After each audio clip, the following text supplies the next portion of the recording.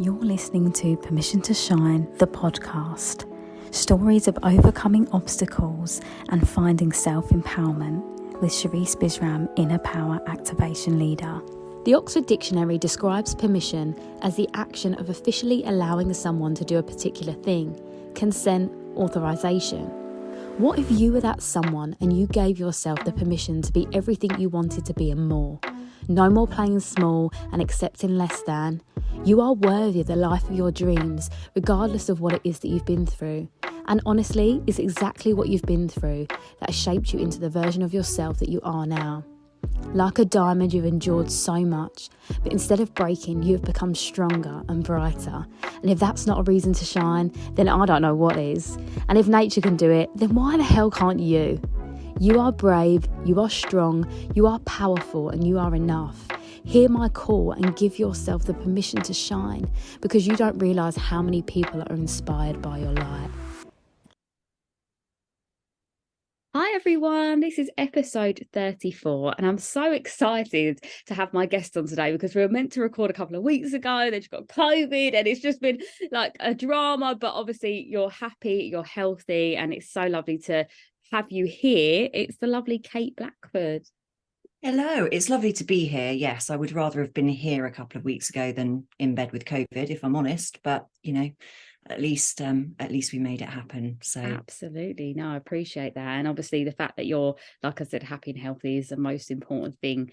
But also, introduce yourself. Tell us what you do, who you are. yeah, so Kate Blackford, I am a therapist, coach, and corporate wellbeing consultant. So I do a range of different things because of my background, to be honest. I did a lot of work in consultancy in the past, and then a few years ago I went and retrained as a therapist and coach, and I kind of do a blend of them now because I think often, you know, work is a big part of our lives, and if we can not only help people with their therapeutic or coaching needs, their life aspirations, we can also help organizations to better understand people and support their well-being for happy, healthy employees. So Absolutely. That's so important as well, because I think so many corporate companies and businesses are understanding that now, aren't they? That people are actually the core of their whole business. So it's so important that we're putting their needs first, because this kind of, I always talk about this like patriarchal way of what we've kind of lived in for so long is kind of crumbling, isn't it? Almost like people are realizing that just doesn't work for people. You know, even the 4-day week now is more proactive and productive to the company than it has been. So really, really incredible work that you do. And I'll just say to the audience that me and Kate actually met because we were both speakers at an event last month, I think it was, and it was just so amazing. Like for women, it was about women empowerment and self-care, the importance of self-care. And Kate did an amazing talk, really connecting everything she does as well with the menopause, which was just really mind-blowing, I think, because I feel like I've always understood it to a loose way, you know, like kind of saw the connections, but I've never really dived in too far. But the way that you were able to explain it and articulate it was really profound, and I was actually like, wow, there's so many layers to menopause, and it's important that we start talking about it, really, isn't it? oh, absolutely. I'm kind of on a bit of a one-woman mission to stimulate the conversation, get rid of some of the taboos, which is one of the things we talked about when I was with you at the event. Kind of get rid of some of these taboos about talking about it. You know, it's this secret thing that we mustn't say anything about. And actually, do you know what? This isn't just a flash in the pan. This is a life phase that everyone will go to more or less of a degree for between 7 and 15 years of her life. So it's not really a flash in the pan. It needs to be understood. It needs to be talked about. And women as well not only need to understand the range of symptoms that they can experience and the impact it can have, and learn how to self-advocate so they get what they need. But also, you know, we need men in the conversation. If you're living with someone who's perimenopausal, that can be confusing for you. If you're working with people or have a team with women in who are at that age, then as a leader, you have to understand this stuff to be able to support your staff and get the best out of them. Yeah, 100%. Like I'm literally waving that flag with you. I feel like even that periods is something that people get weirded out, don't they, about speaking about. Like I remember having just the box of like sanitary products in my bathroom as I started to go through puberty, and my dad was like mortified. He was like, put that box away. Whereas my stepdad now is like, oh, do you need me to go and get you them? Should I just go and get them? And then he'll go and get whatever product I need, and he'll come back with chocolate as well. And I'm like, there you go. So it's two different types of people, isn't there? The way that you kind of see and understand it.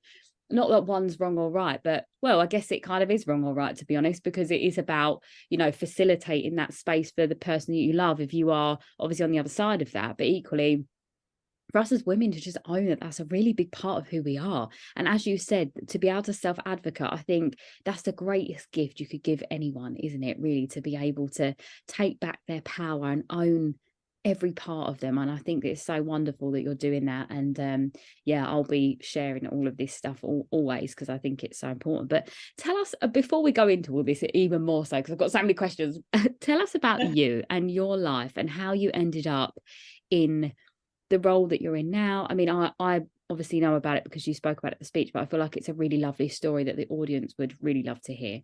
Yeah. Well, it took me a while to get here. I did a lot of jobs that weren't really quite me along the way, for various reasons, I think. And so I guess it started at the age of 5. I think I declared I was going to go to university.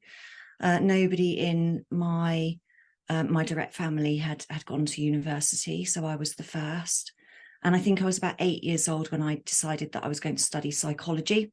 And I remember for my birthday, I think that the following year, my mum buying me a copy of a psychology book by a famous psychologist called Zimbardo, and just being absolutely thrilled with this book. I kept it for years and years and years. But I had always kind of struggled. I was called quite sensitive. And I was quite sensitive and lacking confidence, lacking self-worth. And I was bright, but didn't have the faith in myself.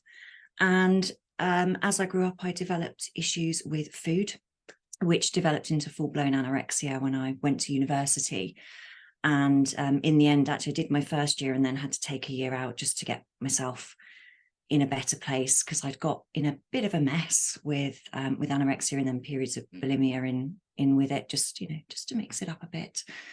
And had to take a year out and then go back and do my degree. So, I'd always had these kind of connections with the mind and wanting to understand it and wanting to kind of, I guess, figure out myself at that stage.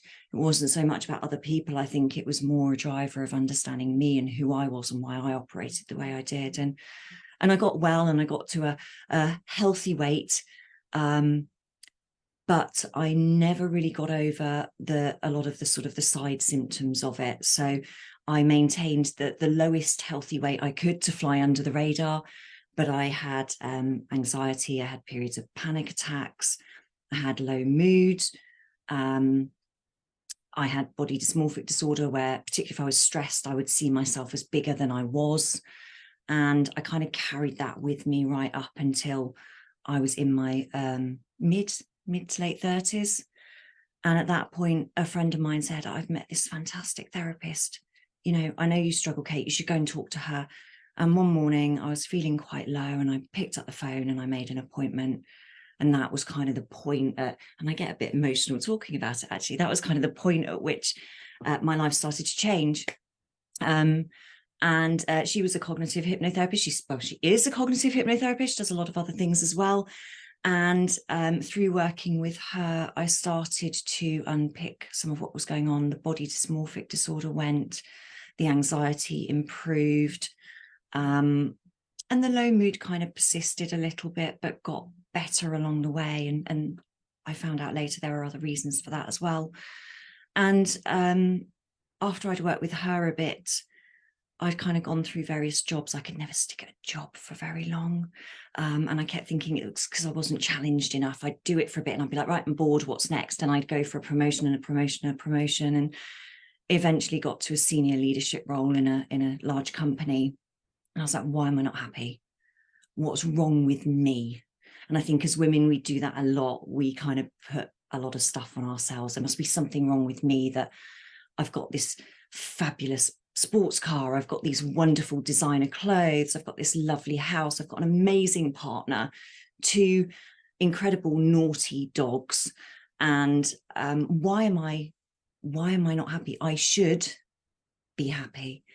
And kept working kind of intermittently with my therapist, and realized that actually I wasn't doing what I wanted to be doing. I drifted off into the world of kind of corporate consulting, lost track of the psychology element of what I was doing as a therapist, and was doing sort of psychology of risk, safety, well-being.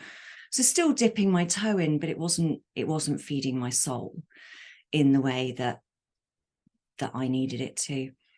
And the defining moment, I guess, for me was in 2019, when my boss called me into the office and told me that they were making cuts, and that I would be made redundant. It was quite interesting, because I got made redundant in 2008, and it felt like my world caved in, and it was the worst thing that could possibly happen to me. And this time when he told me, I literally whooped with joy and then cried hysterically because of laughter. I was like, yes, this is amazing. And at that moment, it was my opportunity. And I was like, right, I'd been retraining as a therapist on my weekends. And I was like, right, this is it. This is the point.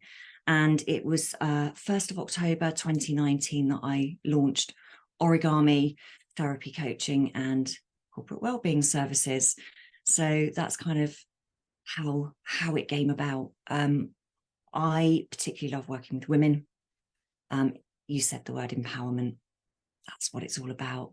I have a team that I work with now. My fabulous partner is also trained as a therapist, so he works with me, and 2 fabulous other therapists who work with me as well. And so we work with a whole range of different people now, and a whole range of different concerns, issues, worries, right from trauma through to presentation anxiety, and everything in between. So yeah, it's brilliant. It's the one job that I never get bored of, because you can always learn more. You can pick up different skills, you can learn different therapeutic techniques, you can do different innovative things, and every client is different. So you're always in that logical problem solving. How can I best serve this client? How can I help this client be the best version of themselves? So I love it. I love it. Oh, I love that. Thank you so much for sharing all of your story. And it was really wonderful. And I think so important as well. I love the cheer for joy as well. That's such a lovely moment, isn't it? Because it was like that release, wasn't it? It's like, I'm free. I can do this. And I think that's so wonderful, because I find a lot of people, especially, well, I would say everyone, I'm going to just say everyone, just feel like this is very generalized, but I think it is that when we are following a narrative that isn't our own, that's when we feel the most repressed. And I think so many people are just doing a 9 to 5 or a job for the sake of it, and not because they love it. And I think that's really where obviously we pave the way for burnout and resentment, but also like that really is the dimming of your light, isn't it? Like that's kind of like how a lot of people say, oh, I lost my spark, and it's because you were doing like not what you wanted for so long that obviously there's no light left, because it's been given away to these things that don't actually serve your soul's purpose. And I think it was really nice to hear on that moment where it was like all of your power came back to you in that moment, and you were like lit up like a firework, like, yes, this is it, this is my time. And I'm so glad that obviously you got to just be in this light, in this space. And there's a couple of other points as well that I wanted to highlight. I understand now through when we think about eating disorders, for me, I feel like it's a control thing, like it's a way of us to gain control. So I just want to we don't have to go too far into this, but I just feel like it's a really interesting way for the audience to understand about how our childhood experiences play a part in why we would want to need to control something else. So I just wondered if you could just kind of just share like a little bit of an overview, without going obviously into too much detail, as to where you think that link is for you. Yeah, absolutely. And I think for me, very much the eating disorder is the symptom. And often it relates back to, like you say, lack of a perception of lack of control, low self-worth, and feeling like you need to exert control over something in your life. And I think often, you know, we don't always realize how much impact that these sometimes seemingly insignificant events in childhood can have on our self-worth, our self-esteem, who we believe we are. You know, all around us, other people have these ideas about who we are, and they're projected onto us. And I think particularly for women, because there are these ideas about how little girls should behave and what it's appropriate for us to do and present ourselves and how we engage with other people, you know, that can lead to a lot of erosion of self-worth, or even a lack of the nourishment for it to even grow. Absolutely. And it creates a whole range of different problems throughout life, right? From eating disorders to people pleasing, not being able to hold healthy boundaries, anxiety, low mood, all kinds of things.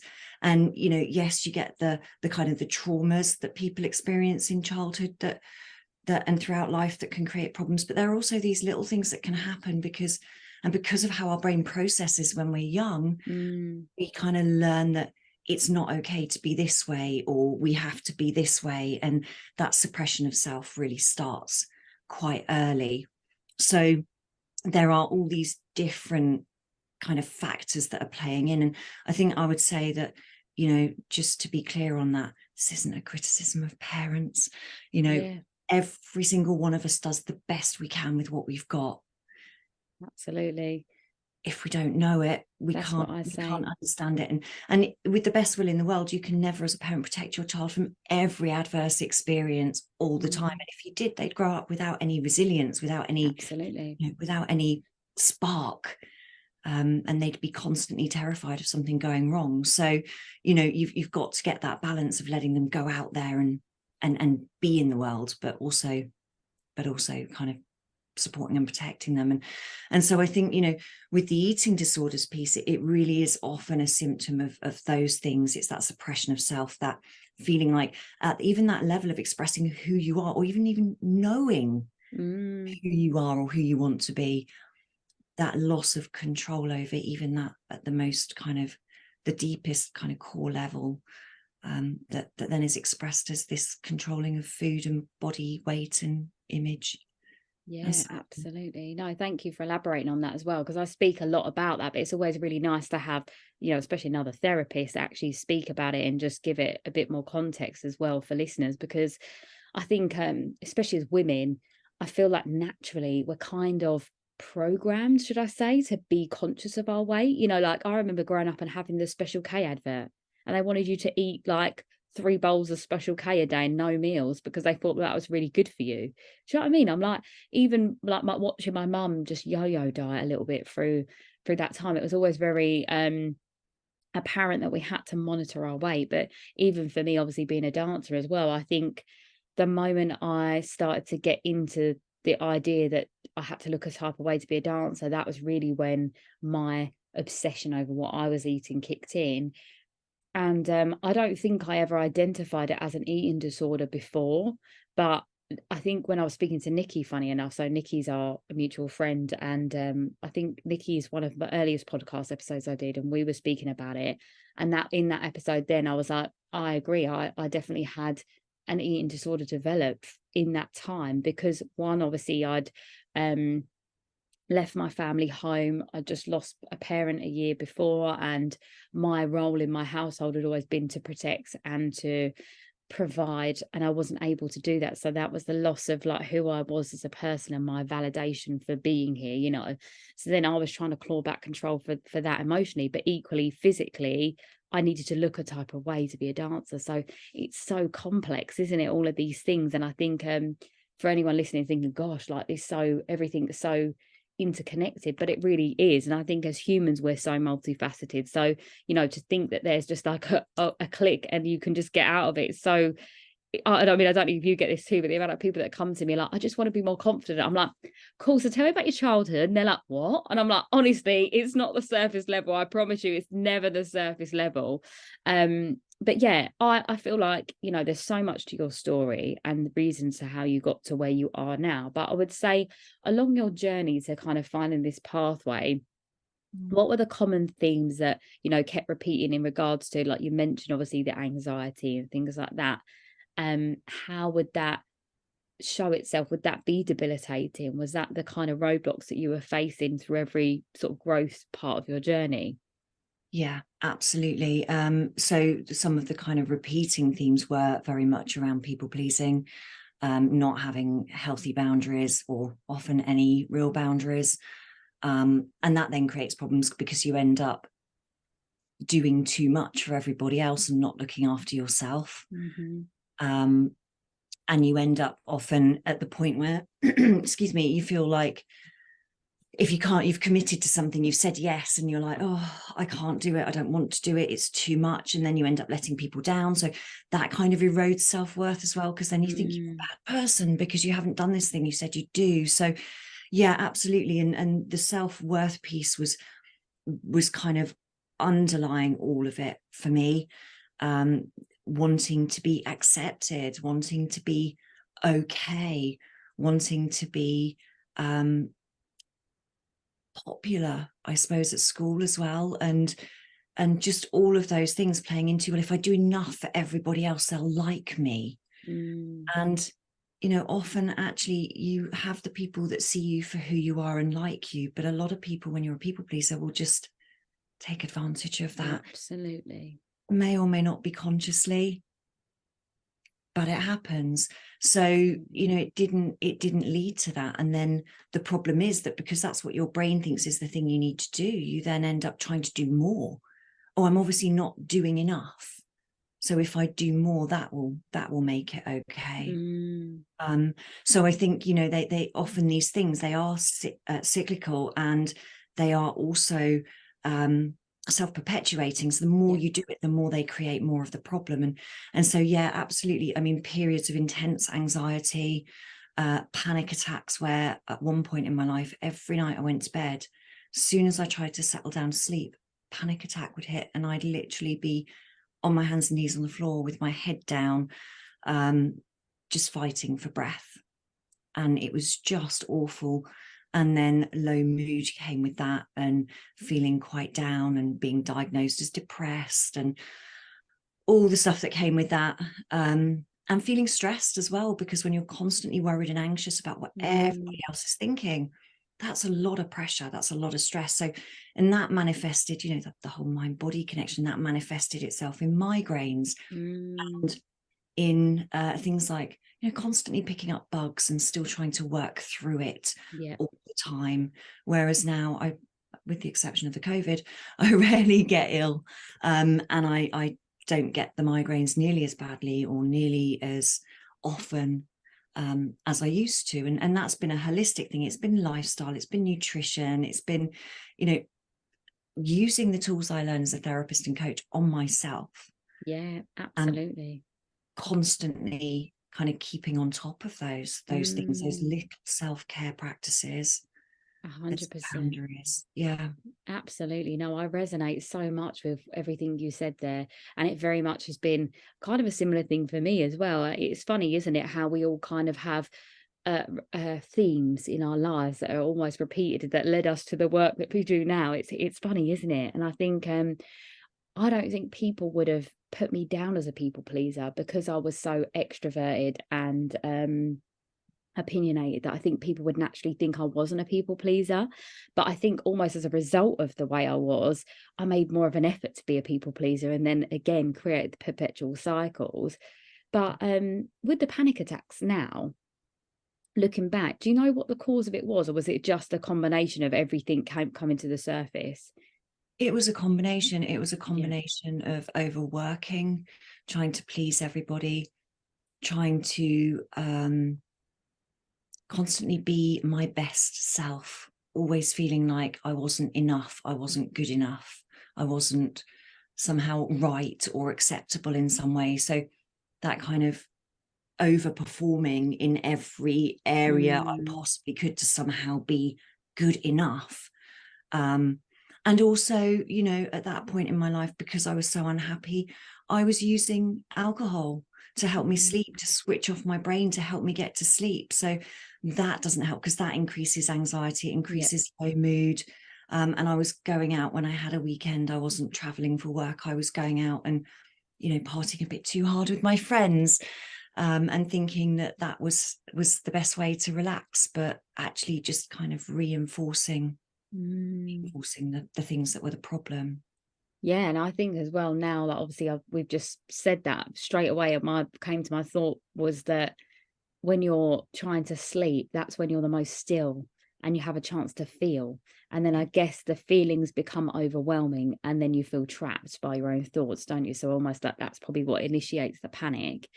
It's so I could talk about this for hours, because I just find that the human mind and the body connection is just so profound, isn't it? And, you know, when you know these things, you can't not know them. And I don't know about you, but I find now when I know someone, even for a short period of time, it could be that I have like a, you know, say a conversation with someone for a little while.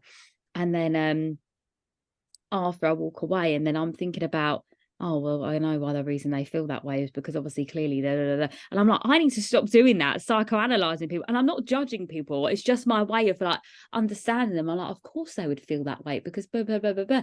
And I don't know if you have that where it's like my mind just does it, and I'm obviously I shut it off because it's not, I don't need to tell anyone that either if no one asks for my advice. That's definitely something I've learned as my growth journey within this industry kind of has blossomed. But yeah, I just feel like because we can see it, you can't unsee it, right? Yeah, absolutely. And you do, and again, that's a really good point where the boundaries come in, because I mean, you can get people do these kind of jobs because they're passionate about it. You know, for me, it's not a job, it's kind of part of the fiber of who I am. And so then those boundaries become really, really even more important, because otherwise you do, and you end up either overstepping or helping all these people out when actually, you know, they haven't necessarily asked for you to do it. And absolutely, you're not switching off, you're not giving yourself the self-care and the downtime.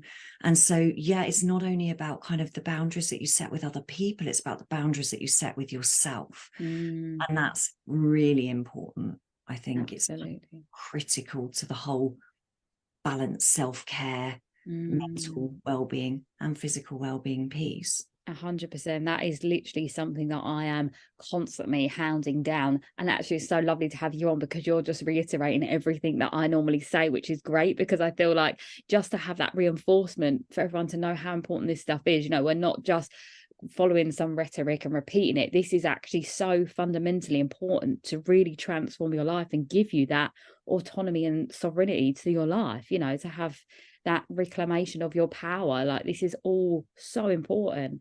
But I guess on that, I mean, I can kind of tell where it was in your story point, but what would you say your really main moment where you gave yourself that permission to shine, to step into who you came here to be? It was, I think it was in that room with my boss on that day. And it just opened up a whole world of possibility. And don't get me wrong, it hasn't been easy. And there have been a lot of challenges along the way. Starting your own business, working for yourself, it has different challenges to those of being employed. But it was that moment where I kind of thought, I can do this, and this is my opportunity. This is it. It's literally being handed to me on a plate here.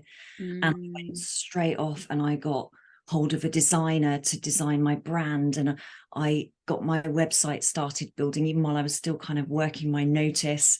And I started to really kind of invest in how I wanted origami to look and feel. And that was when, like you say, that the light came back.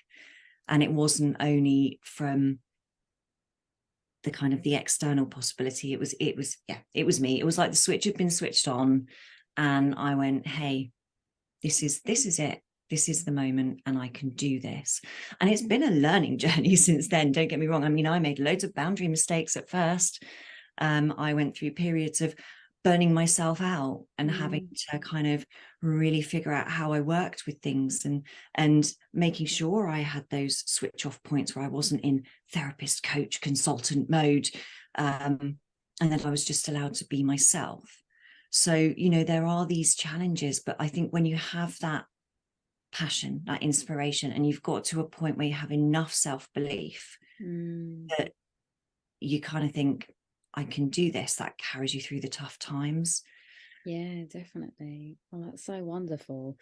And I think on that as well, just highlighting something you just said there about self-belief, the self-belief comes and it's built in that trusting of yourself, but equally following your passion. I feel like it's something that grows. And again, you said this earlier, and it's something I always say, that to live in this space of empowerment is a daily practice. Yeah. You don't just turn it on and it's there forever. It's something you have to continuously work towards. I think all of us, you know, really need to understand that you are formulated, and you know who you are becomes in your habits. And I think that's really kind of what we're saying in all of this, isn't it? Really, you know, like, to be able to combat the people pleasing, you need to have strong boundaries, you know. To be able to really truly believe in yourself, you need to be showing yourself every single day that you are worthy and deserving of what the thing that you want, and you're really good at it. And that's where the belief builds. It's like this continuous thing, which I think is just so important to highlight at that moment, because I don't want the listeners to think, oh right, because you've always loved therapy that you went into doing it and that was it. It's not that at all. It's like a real roller coaster ride, isn't it? And I think especially with therapy, because there's so much emotional connection to, you know, what you do. And like, obviously there's possibilities of you taking that work home and thinking about it. So that's why obviously all of these practices are so important, aren't they? Because if they weren't, you'd be consumed, which I guess that you probably had been at times. Yeah, absolutely. And, you know, and that's the thing. And I think that's not only an important lesson for us as practitioners, but also for clients that we work with. So when I work with a client, I look to resolve whatever the root of the issue is that's going on, but also equip them with tools for life that help them to continue to maintain and build on that resilience, to nourish and nurture themselves, so that, you know, once they leave the therapy space, the coaching space, they've got the tools they need to keep it going and keep going, because none of us are who we're going to be yet. Still learning and growing every single day. And that's, for me, that's the joy. That's what it's all about. And so making sure that we have those tools, those techniques, those skills that can keep us going, because life throws bad stuff at us. It gives us challenges, it gives us tough times, it gives us COVID when we really don't need it, too much to do. But if we've got the resilience to it, then we can build ourselves back up. And it's, you know, it's not that false positivity, that toxic positivity where it's like, I'll just pretend everything's okay. It's, okay, this is bad. Okay, I'm not feeling great. So what do I need to do? What are those practices, those habits, those rituals that can start me on my way to feeling better again? And the protective measures that mean that when the stuff does hit you, it doesn't hit you as hard or for as long. It's that whole thing, resilience, isn't it? It's how quickly and how effectively you bounce back. Exactly. Absolutely. Kate, you are speaking my language, and I'm just laughing while you're talking, because I literally say everything you said there, and it's so wonderful to hear it just spoken back to you. Like, you know, like this idea that this knowing we have about this work we do and why we do it, and the fact that you've just said it all back to me is so lovely. It's like a real full circle of knowing that this is what, you know, I should be doing too in these moments. And I love hearing that, because I'm like, yeah, I'm exactly saying exactly what you're saying. And you've been obviously doing this job a lot longer than I have, so it's always really nice to have that, just that connection there where we're just singing the same song, exactly the same lyrics, just in our own way, which is really nice. But I think on moving on from that, so that was everything you've just said is so important, and like I said, everything that I say as well. But obviously something I don't have as much expertise in at all is obviously the menopause. So I'd love for you to kind of give us a little walkthrough of the menopause in regards to, like, you know, the stages, and maybe some points that are key for people to maybe identify for themselves if they're going through it, and maybe some tips what they can do if they're in that space? Yeah, absolutely. So I think the first thing I would say is that if your ladies are anything like me, they may be ignoring the menopause, thinking, well, it's not happening to me next, or yet even. And then the next thing you know, you're at that age and it's starting to happen. And so I think the thing that I would say is, firstly, is when you come from a place of good self-worth before you get to that life stage, that's super helpful. You've got a foundation. So but I think, you know, some of the things that are really important to understand is the whole range of different symptoms that we can experience. We generally know about hot flushes and you know, having difficulty finding words. I get that. And, you know, the sort of more common symptoms, but there are some uncommon symptoms that you could be experiencing that you don't know about. So one of the ones I didn't know about that I was actually experiencing for about 3 or 4 years was like dry, itchy skin. And it's almost like a creepy crawly walking on you and you're trying to itch it and it won't stop.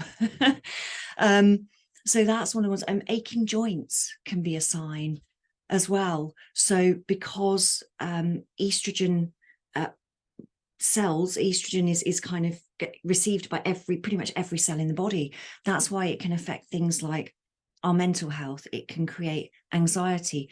We can get to a point where we lose belief in ourselves, and that self-worth is eroded further if we've not done the work on it in the first place, and we don't have those resilience practices in place. We can experience disruption with sleep. We can experience aches and pains, itchiness, dry skin, dry hair, vaginal dryness, and not wanting to have sex, which can create issues in your relationships. You know, we can experience differences in how our body shape changes, and understanding that. And, you know, all of these things and more can be managed and they can be worked with. It's not, oh, I've started menopause now, so I'm going to get really overweight and I'm not going to be able to string my sentences together, and my skin is going to go all dry and look wrinkly and horrible, and this is it, I'm done. You know, there are so many things that if we understand what's happening, we can be empowered to do things about it, like working with people like ourselves, like, you know, getting nutrition and fitness advice, like understanding how to holistically manage our mind and our body with what we eat, how we work out, how we keep ourselves in that good space with the habits and rituals. So there's that piece, and that's where the kind of the taboos come in, because while we're all kind of in corners going, shh, don't talk about it, we're not sharing our experiences, and the people around us aren't understanding those experiences, and they're not able to then appreciate kind of what the impact might be and how to support us, or to understand when perhaps we're on a bit of a short fuse because our hormones are out of whack and our temper's not quite as well managed as it might be, and those little things are driving us up the wall. So, you know, it's the talking about it is not only important from women supporting each other and from understanding if we are having symptoms that we maybe weren't aware of, but how to manage them, how to ask for help, how to speak to the people in our lives that we might need support and understanding from, and how to advocate for ourselves, because we know the healthcare system is overloaded.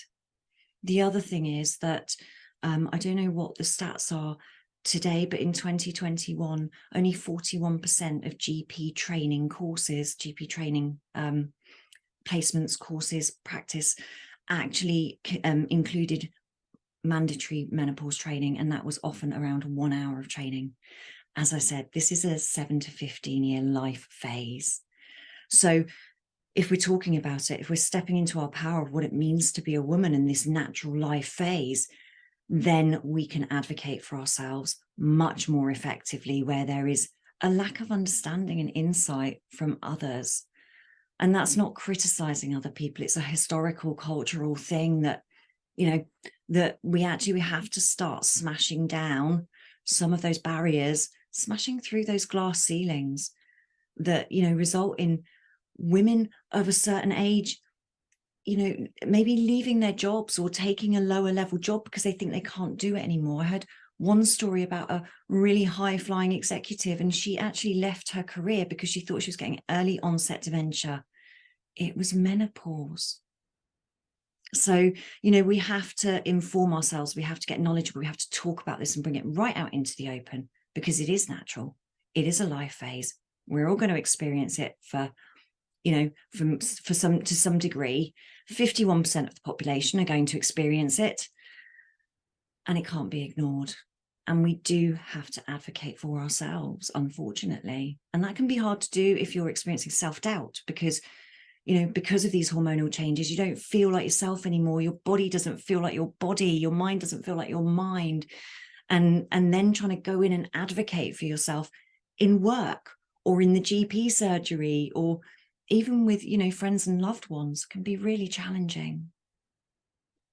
Yeah, no, absolutely. I didn't want to stop you. I was like, keep going, keep going. Yeah, all of that. And what's really crazy is I made that connection about self-worth and the menopause not that long ago. So you've just reconfirmed that for me, which again is just a really nice full circle moment, because I absolutely, well, for me, my understanding of that would be that our baseline of however we feel about ourselves is amplified through that phase, because obviously our hormones are awry, everything is unpredictable. So I guess if your baseline isn't just contentment in who you are, again, or aligned with your self-worth, if you don't have those things there, like a bottom, you're just sinking, aren't you, constantly, and you're falling through these, I guess, perpetual cycles of feeling less than and judging yourself and all of these things. And it really is that. And I have read a few stories and articles as well about women, even getting sacked because they wasn't performing to the role that they was before,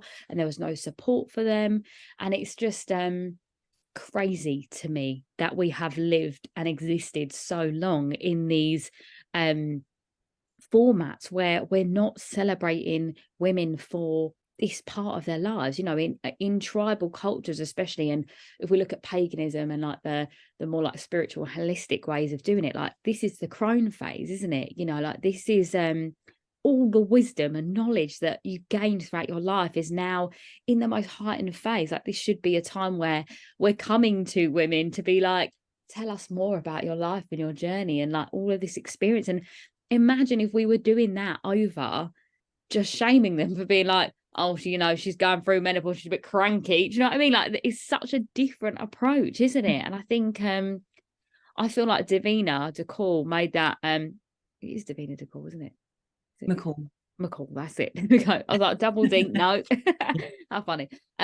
Yeah, she kind of did that program which kind of got everyone talking about it. So I think it was just, it's great that it's on the telly, and I think the more that obviously there's more resources available for women to understand it, but also men, everyone. I feel like we should be learning about this at school when we learn about periods and sex education, because again, that wasn't something that was taught in, even my mum's generation. She didn't have any sex education.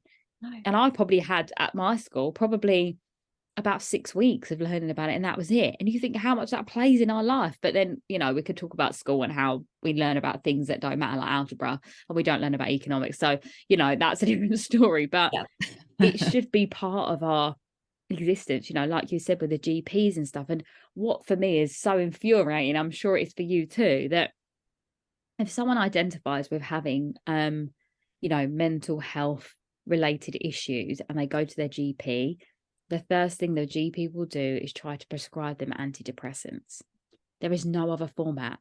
So it's either, suffer or take tablets. There's no other way for them to give guidance. And I understand it's because the NHS are overwhelmed, but this is where like my plea to whoever's listening is, whoever you speak to, if they're going through a tough time, send them over to us, because this is what we do. And we find other ways, holistic processes and all the things.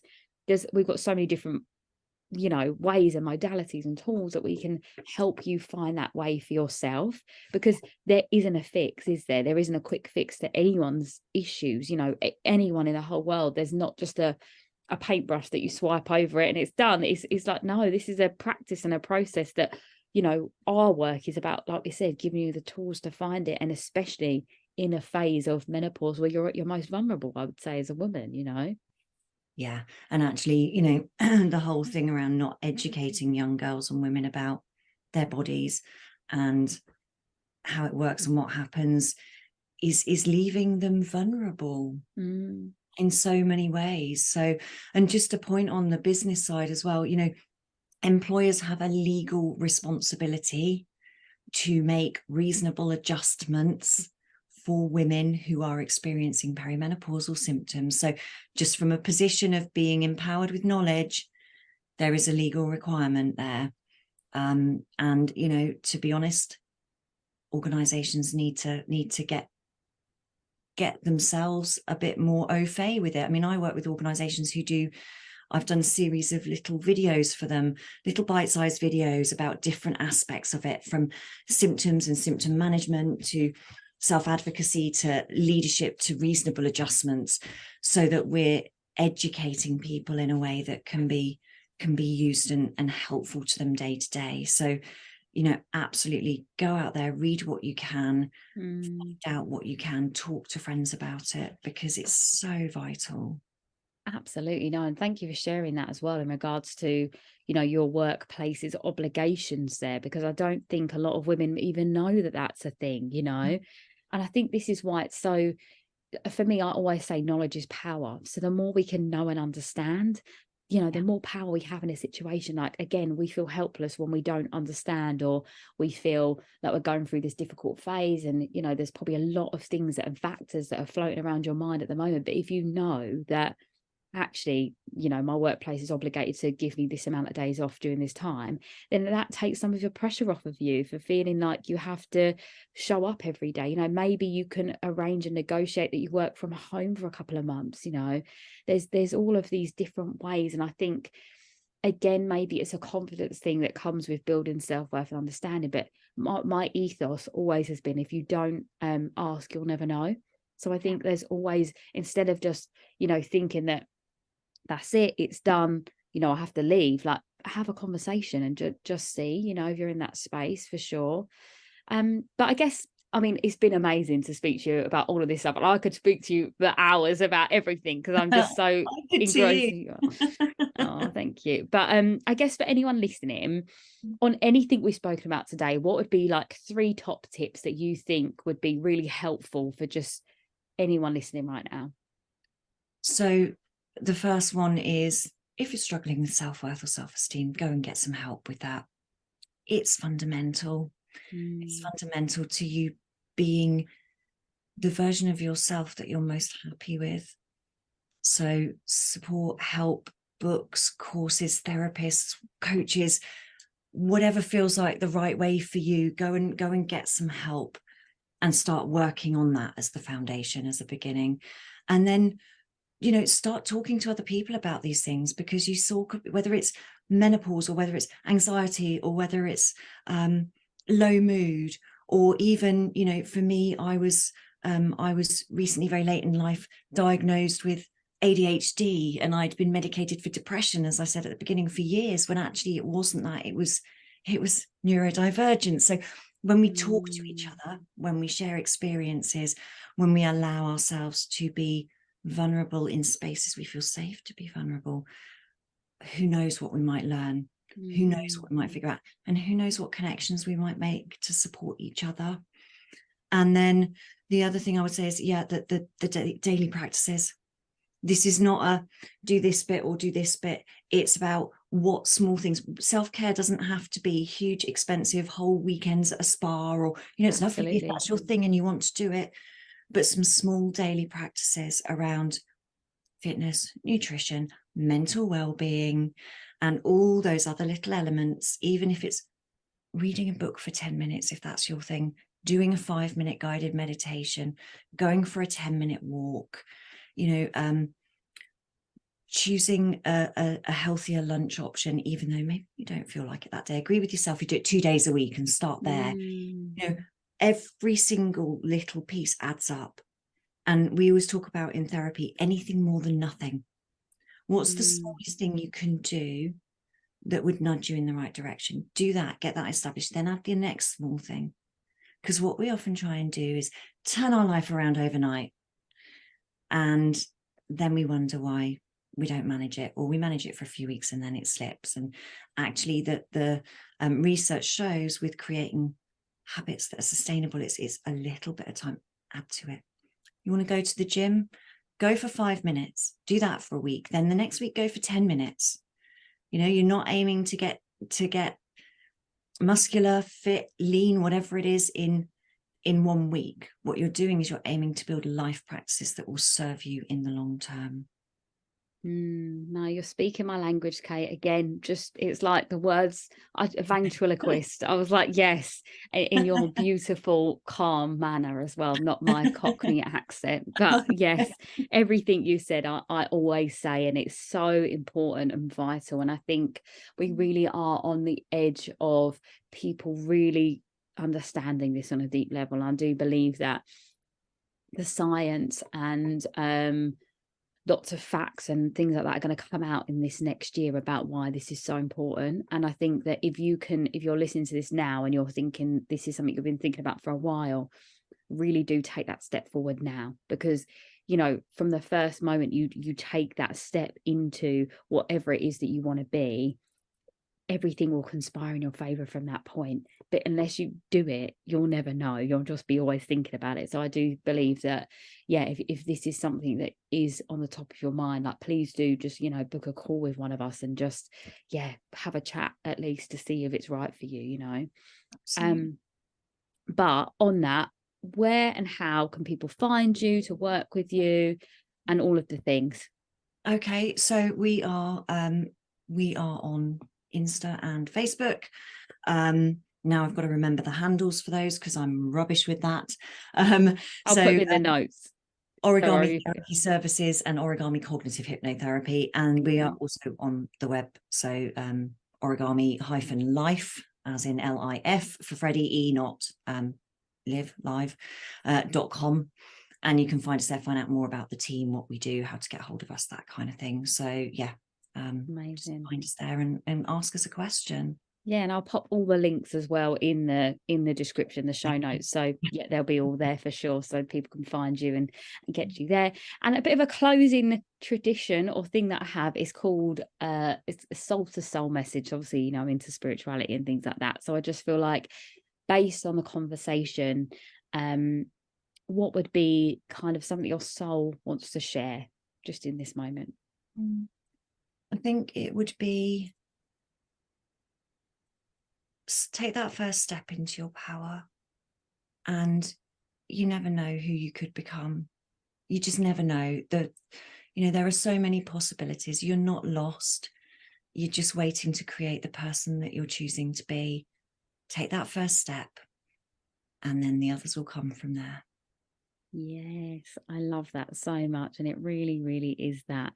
Thank you so much, Kate. You've been an absolute joy to have on. And I really hope the listeners benefit from it. And as always, if you're listening and you have any questions, obviously you can contact one of us, or, you know, write your feedback, whatever it is. But yeah, thank you so much, Kate. So welcome. Thank you.